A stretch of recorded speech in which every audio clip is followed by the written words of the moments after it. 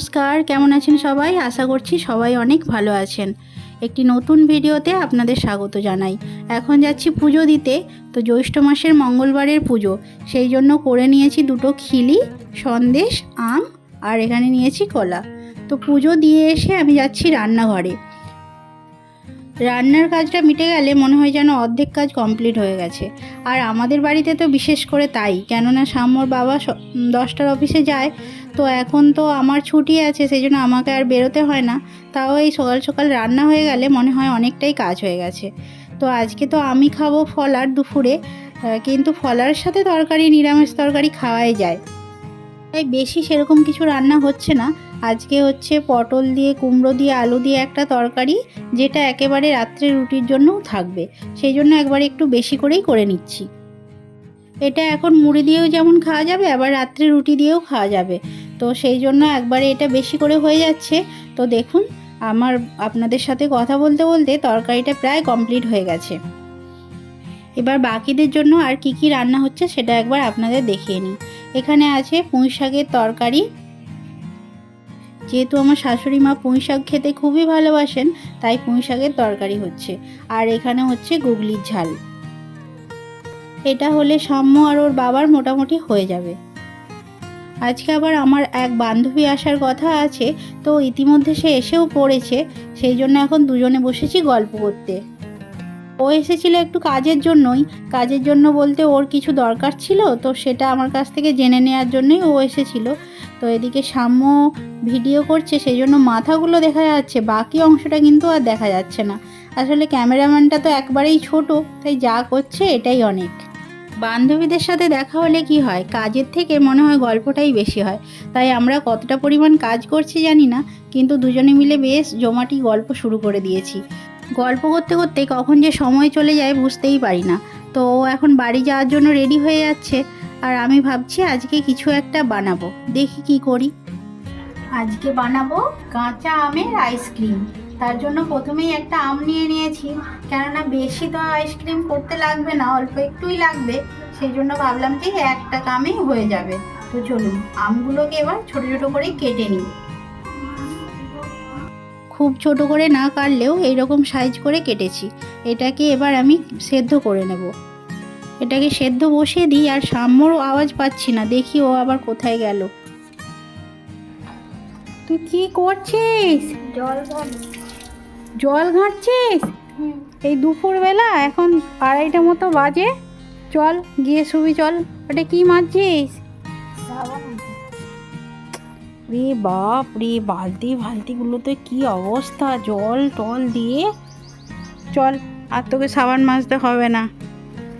কাল থেকে তো দায়িত্ব রইলো যে খেয়ে দিয়ে বাসন ধুবি। চল এবার ঘরে চল, আয় আয় আয় তাড়াতাড়ি। না, আর একটু পরে নয়, আয় পরে নয়, আয় আয়, এসো। আমি অনেকবার কিন্তু বলেই যাচ্ছি তখন থেকে, এসো। আর জল ঘাঁটবে না, এসো। আর মাজতে হবে না, চলে এসো। আর এখানে চারদিকে খেলনাগুলোকে ছড়িয়ে রেখেছো। ওটা ঘর ভর্তি খেলনাগুলোকে এখানে চারদিকে ছড়িয়ে রেখেছে, বোর্ড থেকে, কাগজ থেকে, সমস্ত কিছু। আমি চলে এসেছি।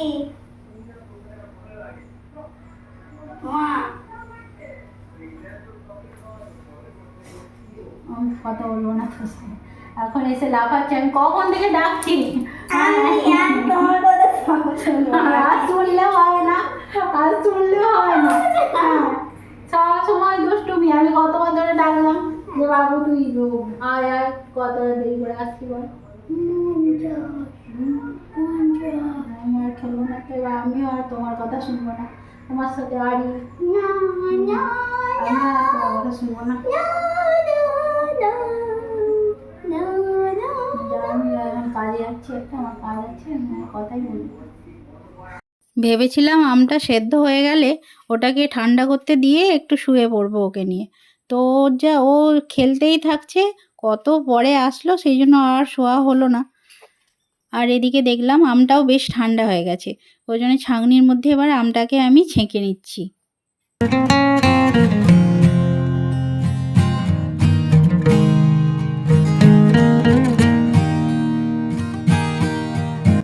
আমার প্রায় ছাঁকা হয়ে গেছে, তো এবার পরিমাণ মতো জলটা দিয়ে দিচ্ছি।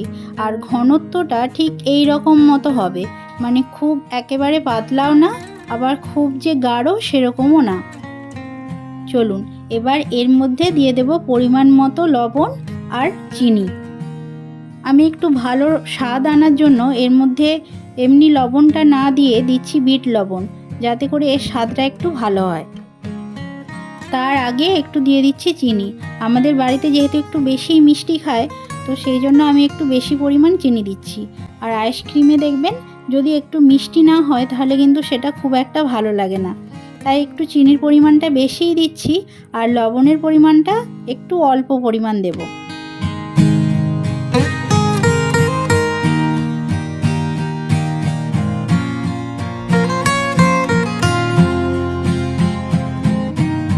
এটাকে এবার আমি ভালো করে গুলে নেব।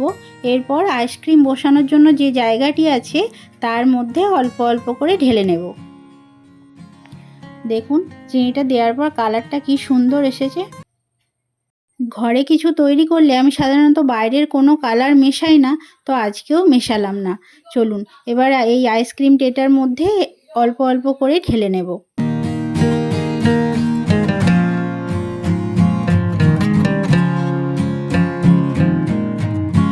আমি এই প্রথমবার এই কাঁচা আমের আইসক্রিম বানাচ্ছি। এর আগে বানিয়েছিলাম বেলের আইসক্রিম, ওটা কিন্তু বেশ খেতে ভালো হয়েছিল। তো এটা কেমন হবে জানি না, তবে খেতে নিশ্চয়ই ভালোই হবে, কেননা এমনিই দেখলাম একটুখানি খেয়ে বেশ ভালো লাগছে স্বাদটা। আইসক্রিম হয়ে গেলে তো আরোই ভালো লাগবে, তাই না? আপনারা বাড়িতে নিশ্চয়ই অনেকেই বানান এরকম। তো কারা কারা এই কাঁচা আমের আইসক্রিম বানিয়েছেন আমাকে কিন্তু কমেন্ট করে জানাবেন।